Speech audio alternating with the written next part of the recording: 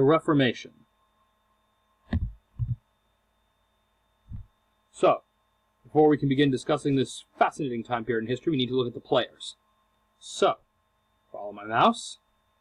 Over here we have the papacy. The popes, bishops of Rome, leaders of the Roman Catholic Church, as well as controllers of the papal states. Over here, we have the Holy Roman Empire. The emperor was constantly fighting with the pope for supremacy over the church, especially within Germany. But the Holy Roman Empire was also fighting with his own nobles, like the crest over here of the Elector of Saxony. These two parties were always fighting over control, basically, of who gets to run German affairs. The Swiss cantons, loosely confederated group of Swiss city-states. The English monarchy, just coming out of a devastating war, the War of the Roses. England is experiencing a fragile peace. It's only been one generation since the war ended, and Henry VIII is determined that war will not break out again, which means that the House of Tudor can have no crisis that could potentially allow an enemy to strike. France, under the Valois dynasty, a powerful Catholic king. And Spain.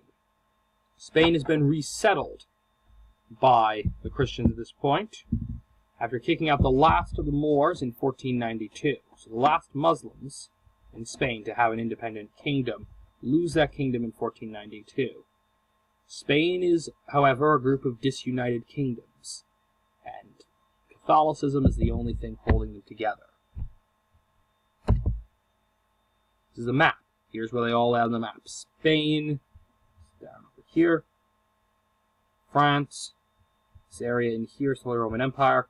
Papal States, England, and Switzerland is somewhere in the middle of all this craziness. So, rise and fall of the papal power.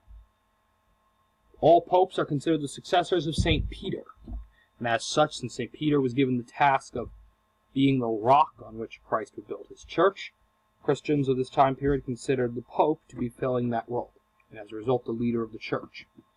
The popes had done much work to consolidate their power during the Middle Ages. It was a pope who crowned Charlemagne with the title Emperor of the Romans, and during the rest of the medieval period they gradually increased their power, controlling monasteries more directly, sponsoring universities, calling crusades in the Holy Land, putting massive numbers of people fighting under a papal cause. But these were not without controversy. Particularly other controversies that emerged in this period were devastating.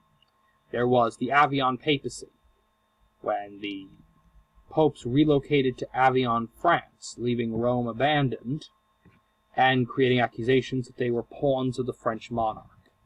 Additionally, besides accusations that they worked for the King of France, during the Great Schism, when there were three popes at the same time, this created a sense of questioning about papal authority.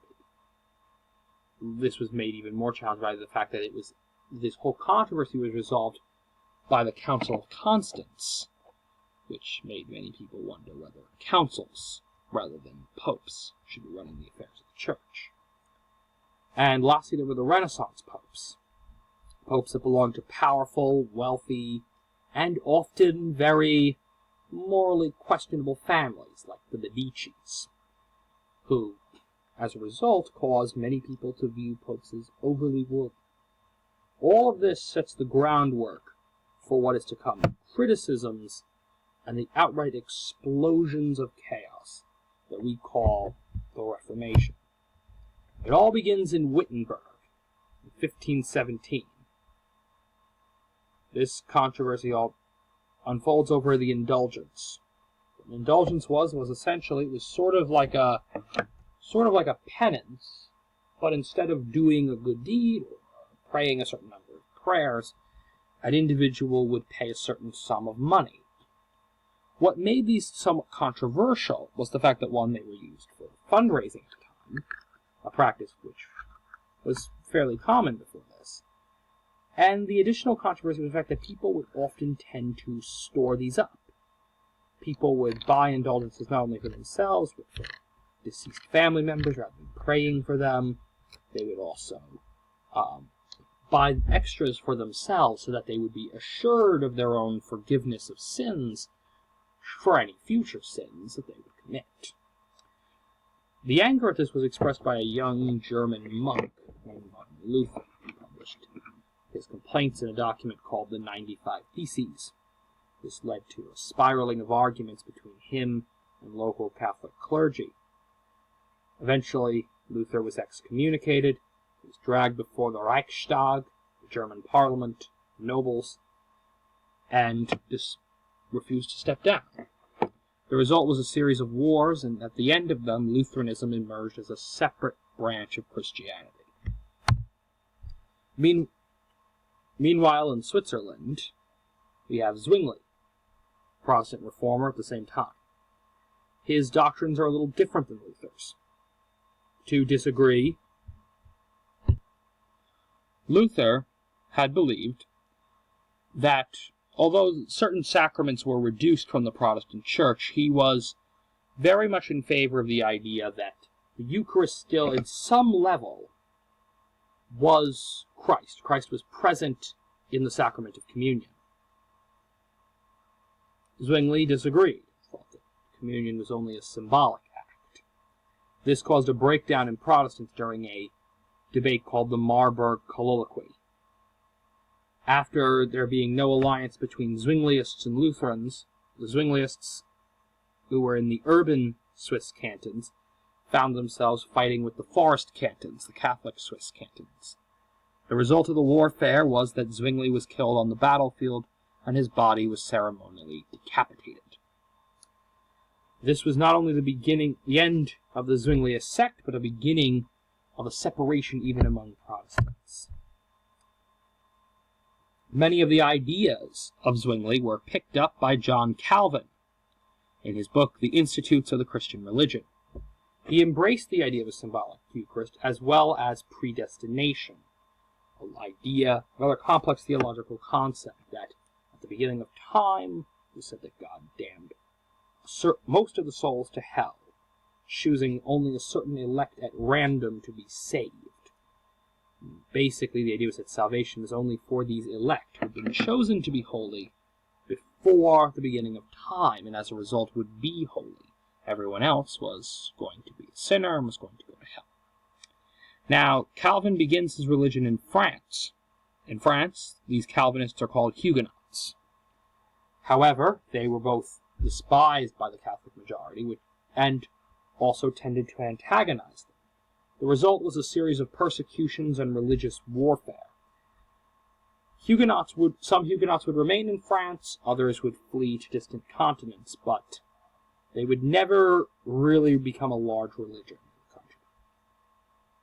Alternatively, Calvin himself relocated to Geneva in Switzerland, a city-state that had invited him because the city was falling into decay. He established a model Calvinist community there, leading Geneva to sometimes be referred to in jest as Protestant Rome. Calvin's ideas also spread to Scotland and England, where they formed the Presbyterian and Puritan sects. England. Now, unlike the rest of the Protestant reformers, our next reformer is a king, Henry VIII of England. And he decides to declare himself head of the church in England, later called the Church of England. And his reasons are political. At the time, it was not common that daughters could succeed as independent rulers of a kingdom.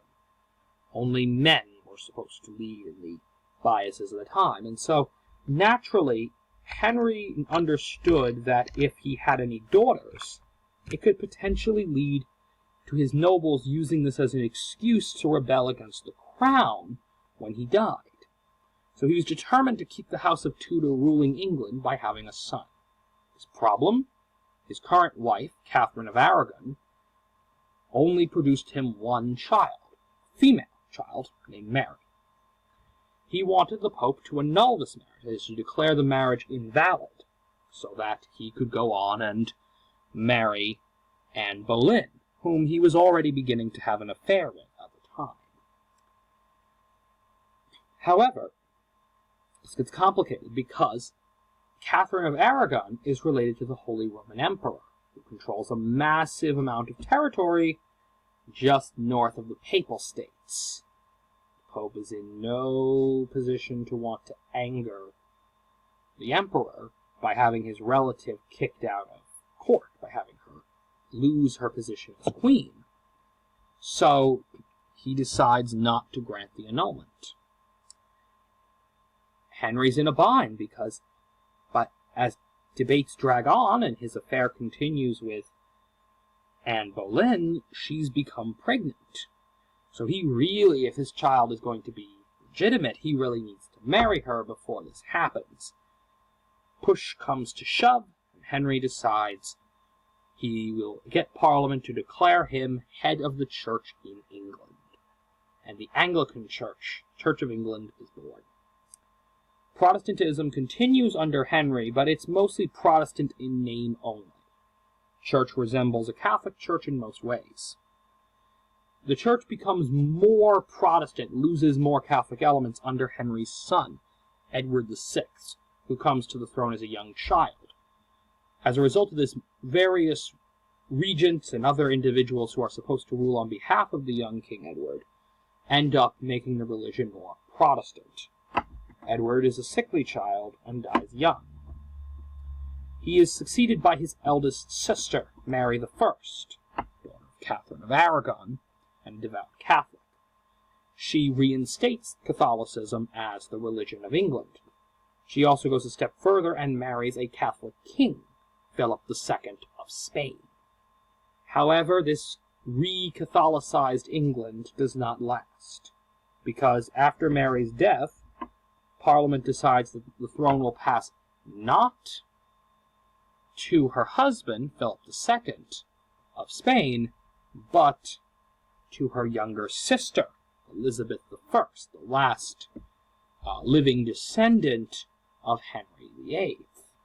And Elizabeth, who was born by Anne Boleyn, was thus considered an illegitimate child in the eyes of church law, had no choice but to declare herself Anglican and to reinstate Anglicanism.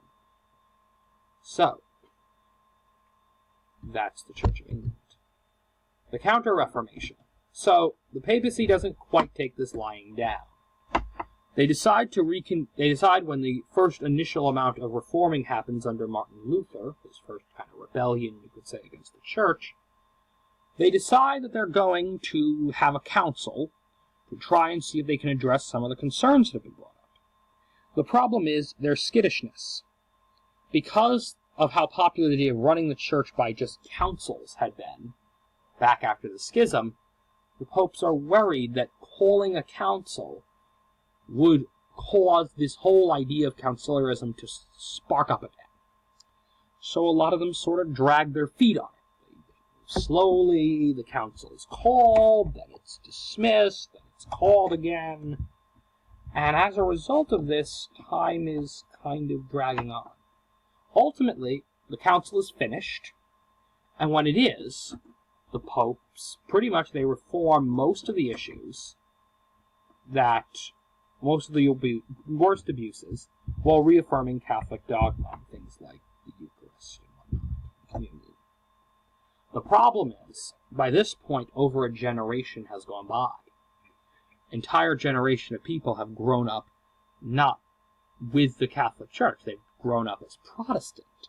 They no longer think of themselves as Catholics who joined a protesting branch of Christianity. They think of themselves as part of this new Protestant phenomenon.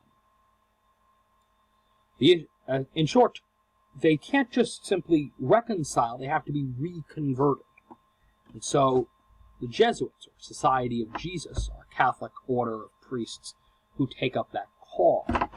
They begin expanding into areas as they go and sort of reconvert these people, bringing them back into Catholicism. Finally, Spain. Spain, the Reconquista ended in 1492, which left them in a position as controlling their part of the Iberian Peninsula. But these collection of kingdoms have very little in common.